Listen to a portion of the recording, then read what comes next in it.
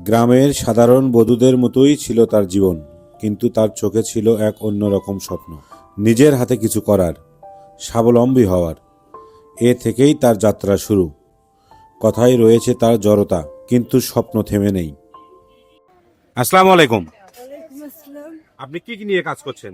আমি মূলত ডিজাইন নিয়ে কাজ করতেছি, মানে মিষ্টান্ন জাতীয় জিনিস। আমার প্রধানত হচ্ছে কেক, সাথে পিঠা আছে, আর কেক আইটেম আমার বেশি আছে আর কি। আপনার তৈরিকৃত সবচেয়ে ভালো আইটেম কোনটি?